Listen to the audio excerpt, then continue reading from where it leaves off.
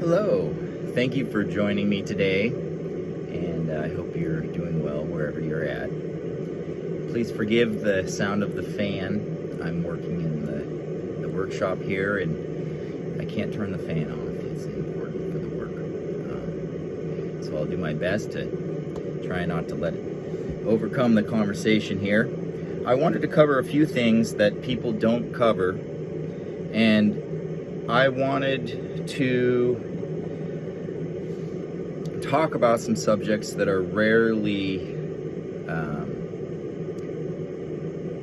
talked about in depth at all. And my goal here is to speak to the person who actually has a curiosity about metallurgical alchemy and a desire to physically work in a lab and ignore all the naysayers who say that it's a bunch of nonsense. So, what I was thinking would be, the first step for me was learning to understand the language that they speak in. Because even though they're using a common known language when they write and when they speak, they are not using those words for the same things as other people use them for. And so they create their own language inside of the existing language. And when it comes to understanding the language, for me, like the thing that made a difference in my understanding was first the book called Mystery of the Cathedrals by Fulcanelli. And I don't know if you can see it with the candle glare on there. This book I would consider a primer if you actually are interested in metallurgical alchemy. This book is a primer to understanding what they call the language of the birds. And it's the language of allegory and pictures. And it's universal worldwide. Every culture and every religion, especially the more ancient ones, use this language. And so in understanding it, you'll be shocked at how many things that you understand from other cultures and religions that you wouldn't have thought were even connected. And so Fulcanelli, I consider Fulcanelli, Mystery of the Cathedrals, to be the primer.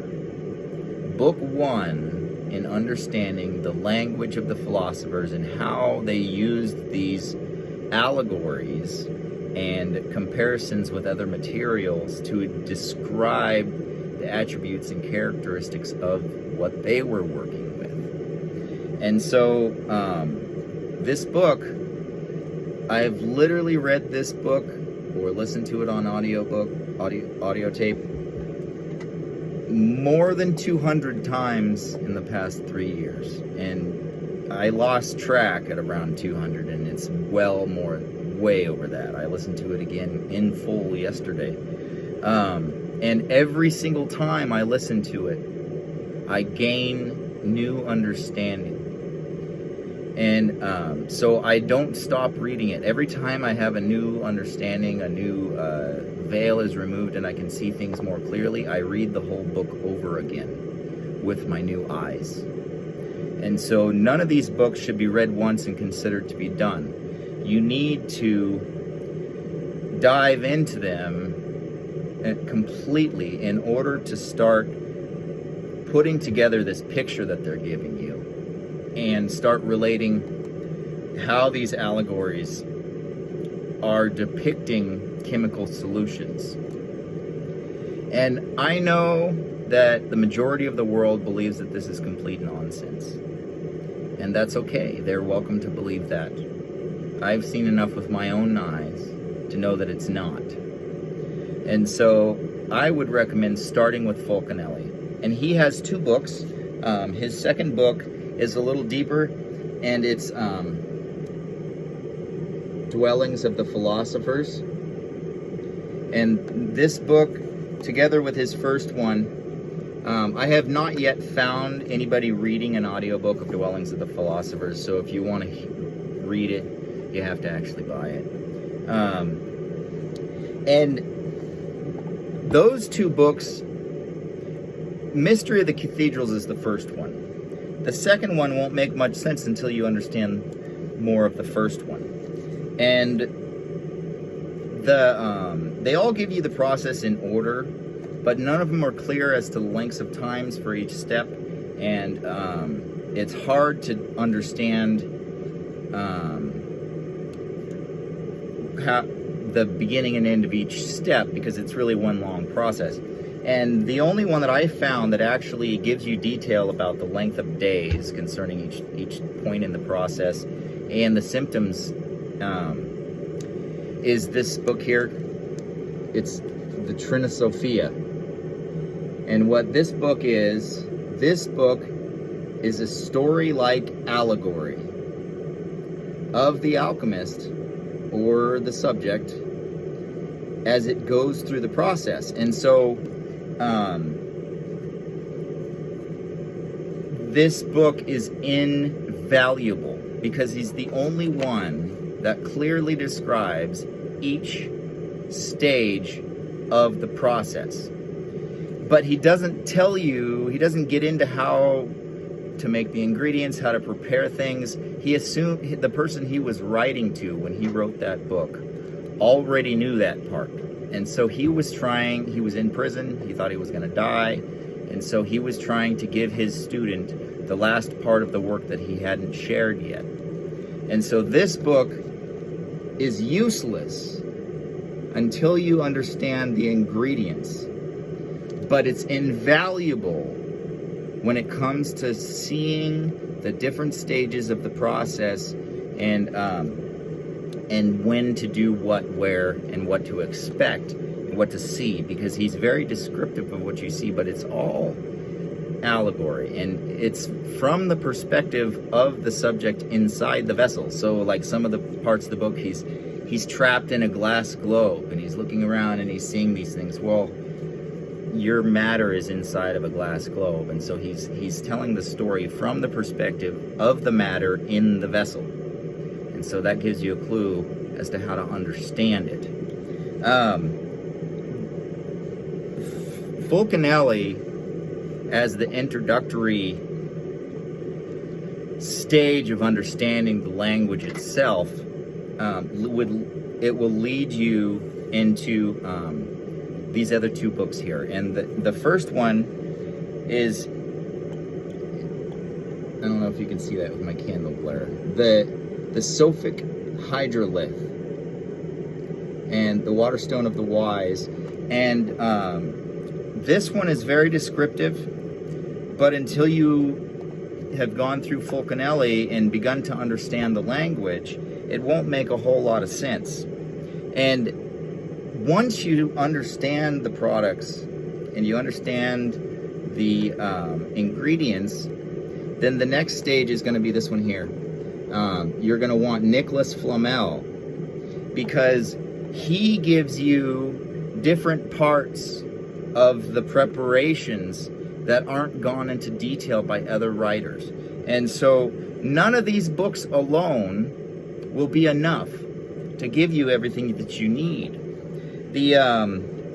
And then the book, like if you only had two books, or three, if you only had three books, then I would say Fulcanelli, Mystery of the Cathedrals.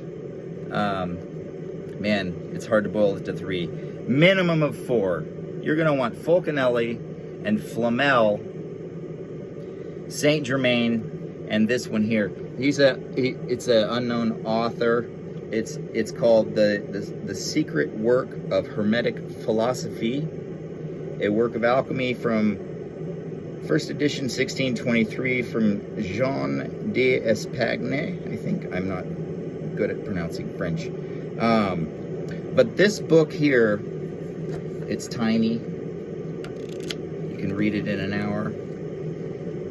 It's invaluable because he goes into parts of the preparations of the elixir itself that none of the other authors go into. And so without this book, you're going to end up searching for a long time. And so I have a stack of books here, and it's 2 books from Flamel, 1 from Saint Germain. I mean Fulcanelli. I'm sorry, I said Flamel. I meant Fulcanelli first, and then Saint Germain, and then Flamel, and the Sophic Hydrolith. But this one here, when it comes to the last stage in understanding the ratios of the mixture to make the elixir, this one here is going to be detrimental for that stage of the process. And I know I'm unloading a lot in a short period of time, but these are things that people don't share. Like, basically, the larger portion of people in the world today think this is a bunch of BS. And I feel like it's really to ignore the knowledge gained from many, many, many generations of cultures for untold numbers of years stacked together, and to just throw it all out is a mistake. They did get some of these authors, Paracelsus and Aristotle, they made some mistakes, but you can't throw the baby out with the bathwater. You have to, okay, we know more about that now, but they might know more about this. And so to completely disregard an entire work because the author made one mistake, like, it's a great loss to mankind for this knowledge to not move forward, at least with a small group of people, if everybody else wants to pretend like it doesn't exist. Because the science contained in these pages predates known history. And the people that discovered it, I believe, were a civilization that had thousands of years, if not tens of thousands of years, of uninterrupted existence as a whole. And they were able to build on knowledge for an extended period of time that we can't even conceive. I mean, think about how knowledge expands. And in the last 200 years, where has America gone and come from? And then imagine a span of, like, say, 8,000 years where a nation was left to continue forward with their knowledge and not interrupted. And I believe that this knowledge is a result of that kind of scenario. And I believe that it's a mistake for it to be just written off as baloney. And so this is where I would start with these books. Flamel and Fulcanelli are high on the list. Saint Germain is invaluable, and this work, Jean d'Espagne, his name's on the front, but it's written by an unknown author, and it's just a tiny little pamphlet, but it's filled with the knowledge of the universe. So the subject that I wanted to touch a little bit today, because it's the most misunderstood part of the work, is the salt, sulfur, and mercury of the philosophers. And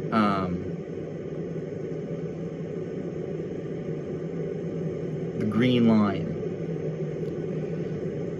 When they say, when an alchemist says philosophic anything, if he says philosophic salt, philosophic sulfur, or mercury, he is not referring to the element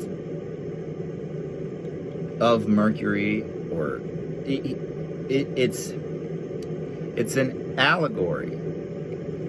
The qualities of mercury are It can be distilled and condensed. You can vaporize it completely without any leftover residue. Sulfur. It can be distilled and condensed. You can distill it and evaporate it completely without any leftover residue. And so sulfur has the same qualities as mercury. And so sulfur might be called mercury. And they're not talking about the metal, they're talking about elemental sulfur. Or they're talking about something that resembles sulfur in its attributes, in its qualities, in its viscosity, in its density. And the mistake is, the most common mistake of people trying to learn alchemy is that every philosopher says the stone is made out of salt, sulfur, and mercury. And those three things are not elemental salt, sulfur, and mercury that they're talking about.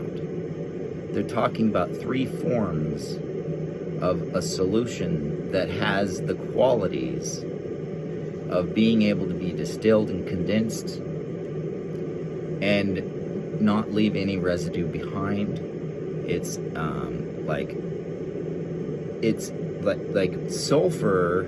When you bind it to water, you make sulfuric acid, right? And sulfuric acid is very dense and viscous and thick. And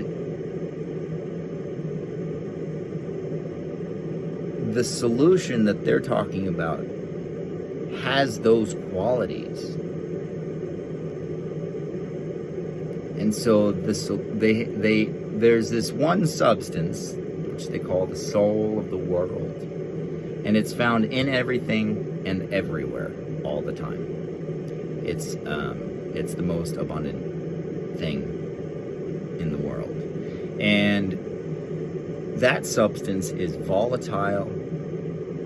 It can be distilled and condensed, and it's born out of a salt when you extract it from nature, and not table salt, but like salt, like if you burn wood and then collect the ashes and filter the ashes, you'll get salts. There's a bunch of different salts in there.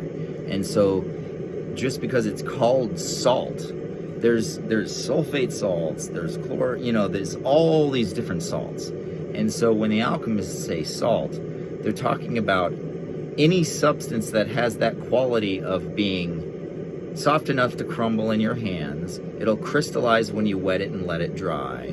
It'll be able to be ground into powder. And when it develops, it has a crystalline formation. And so any substance that has those qualities would be in the salt category. And so what they ended up doing is they called things in that category earth. And so when the soul of the world, the substance from which nature comes alive and becomes green, when you capture it, you have to capture it into a substance that's a salt-like product. And so then you have philosophic earth, and it's impregnated with the soul of the world. And then it has to be extracted, and they say you use the rod of Aaron. But the rod is called by many names, but it's the rod. It's always the rod wherever you read it. And the rod sets the spirit free from the salt. And then it's condensed. And then distilled and condensed and distilled and condensed. And empowered and condensed and distilled and condensed again. And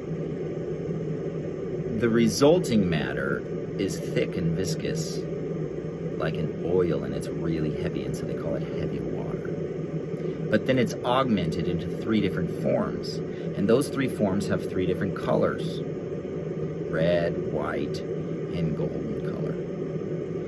And they call the red one sulfur because it resembles the final product of the work, the sulfur. And what they call the final product is a sulfur. And so they call this, the red one, sulfur because that's what they'll call the final product later, and it resembles that in color. It's merely a relationship of color that they're referring to when they call this substance sulfur. But, I'm sorry, not merely, but mainly. It also references the viscosity and density of the solution. And they refer to it as something that's halfway between earthly and spiritual. And so, like, sulfuric acid has a very, very, very high boiling point. And then the more volatile things have very, very low boiling point. And so you're talking about a product that's taken a volatile and not as volatile, and they're named after these solutions because they have that same behavior. And then you put them together and you fix them together, and so they end up having the qualities of both. The one that's not volatile becomes more volatile, and the one that's volatile becomes more fixed, and you end up with something that's around halfway between the two of them.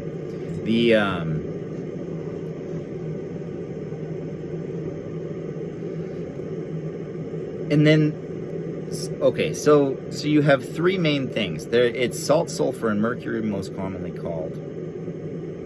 But those three things, red, white, and gold, are also called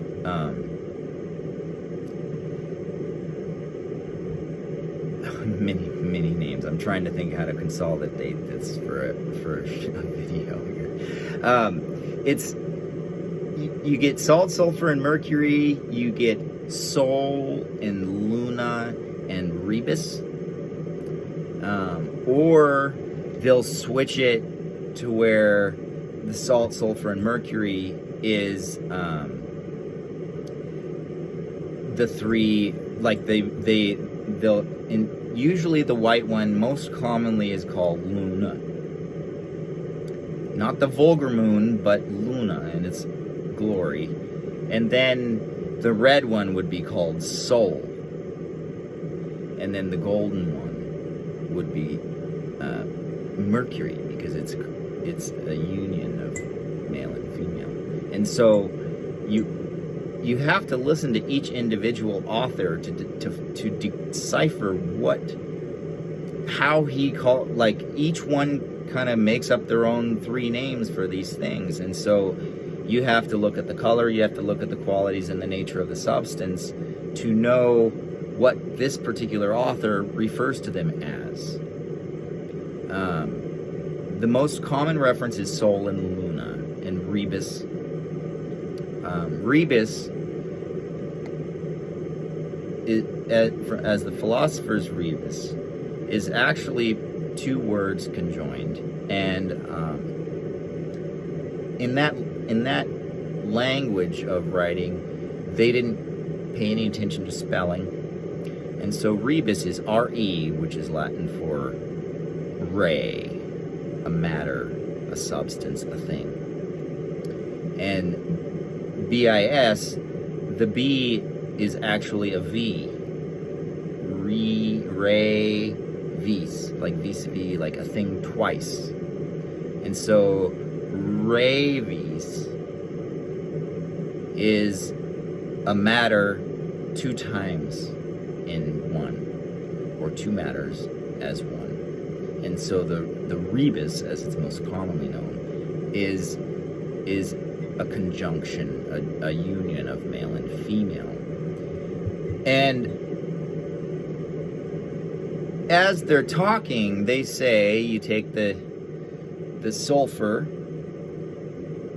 or the red lion, and they call it the lion because red lions are golden and reddish colored in their mane, and they're the king of the animals. And so it's called a lion, it's called a dragon, it's called sulfur. And then there's the green lion. And the green lion is a substance that they liken unto mercury a lot. because it's used as a mediator between the red and the white. Because the goal of the work is to join the red and the white together in perfect union, the male and the female. And so you have to, they don't, if you just put them together, they don't join in that way. They mix, and what you're attempting to do is join them together at the molecular level. And so the green line is the mediator. And the green line is most clearly explained by Fulcanelli in Mystery of the Cathedrals. He spends more time on the green lion than he does on the others. And you'll find that with different authors, they'll accentuate the part of the work that they struggled with the most. And so if you want to have more detail on one part of the work, you pay attention to this guy. And if you want to have more detail on a different part of the work, you pay attention to that guy. And you can't do it with just one author. And so with the green lion, the hieroglyph used for the preparation of the green lion is in Fulcanelli's book, the union of the man and the ram.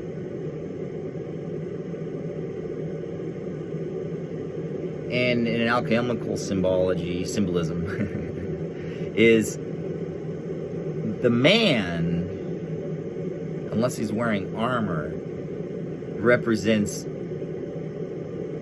the iron.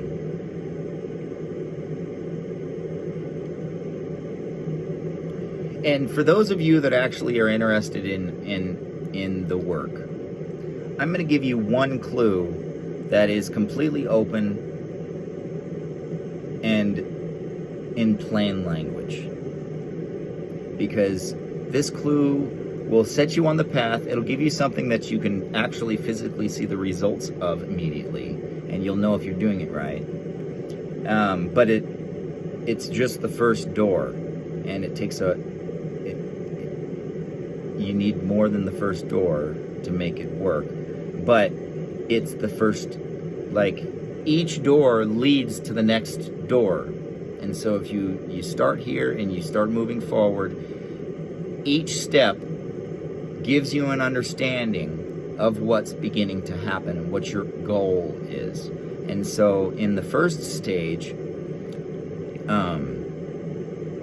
is the man and the ram, the union of the man and the ram. And so you have to take into consideration what they mean when they say man. And when they have a symbol for man, the symbol for man is the symbol of iron. And we today still use the symbol, the alchemical symbol of iron, to represent male, the ball with the arrow pointed out. And then the ball with the cross is the female, right? And so the man in this allegory is the sword. And so the sword, is obviously a phallic symbol and represents that masculine, dominant energy, right? And so the sword and the man are one and the same thing. And so the sword, as there's 1,000,001 allegories of the sword, and the sword in some like every time you use it, you have to make it again. So it's often called the sword that is broken. It gets used once, defeating the enemy, and it has to be remended before it can be used a second time. And so the sword, and I'm going to give you this in plain language, is steel. It's iron. But when they're talking about iron, they're talking about steel. And so when I'm doing this part of the work, I use steel wool. And the ram, the goat, Satan, don't be offended. The allegory of Satan represents sulfur. And so when you see a goat or a ram or a pentagram, it can mean different things depending on what's around it. It's the root of the base substance, but it gets transformed many times. And so just because you see a star or a ram does not mean it means that it's rooted in that substance, and there's many, many different forms of it. And so the form that they call the ram is a very diluted sulfuric acid. It's 25% sulfuric acid. And so the union of the man and the ram is when you take steel wool, or any steel, carbon steel, good steel, and you dissolve it in that sulfuric acid. And when it dissolves, the carbon is set free. And the iron and the sulfur come together with water. And they call this crystal a hydrolith because it's mostly made out of water. And so this stone, it's a stone, but it's more like a salt, is blue if you make it right. If you make it at too high of a temperature, it goes from blue to green to yellow to white to red. And so you know if you're making it wrong by what color comes out. Your goal is a brilliant blue without any green in it. If it's turning green, you're already too hot. And so what you do is you slowly, I get a big giant roll of steel wool, and a little bit at a time you feed that steel wool into the sulfuric acid at the temperature at which you hatch eggs under a chicken. And so you'll have to look that up. What temperature are eggs incubated at? That's the temperature you want to do this work. And when you put the steel into the sulfur, it's an exothermic reaction, meaning it will create its own heat. And so if you do it too quickly, it'll overheat and cause green instead of blue or yellow or white or red. I mean, if you get red, you're really overheating it. But this practice will teach you how temperature affects the structure of a growing crystal. And depending on that temperature, the structure will change to a completely different structure, and it will lose or it will gain hydrates. Water H2O molecules will be attached or removed from the substance based on the temperature. And so if you do it just right, you'll get a brilliant blue. And if you do it wrong, you're most likely going to get white.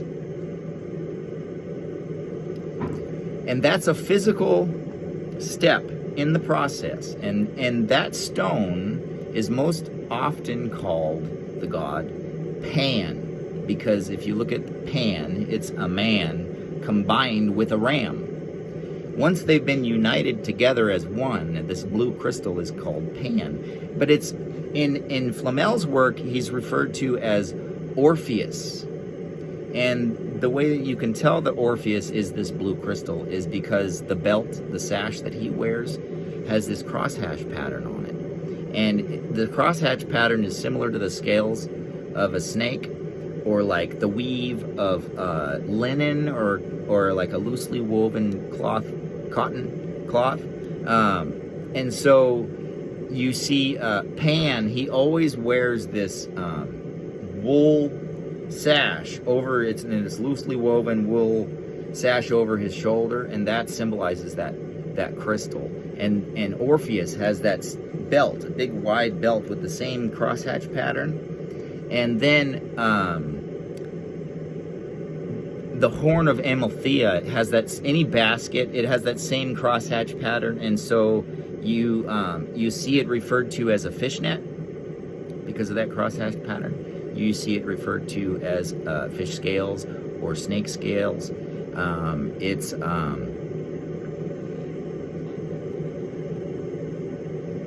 It's most often called the black stone because it causes darkness when it reacts, but the stone itself is a brilliant, beautiful, bright blue.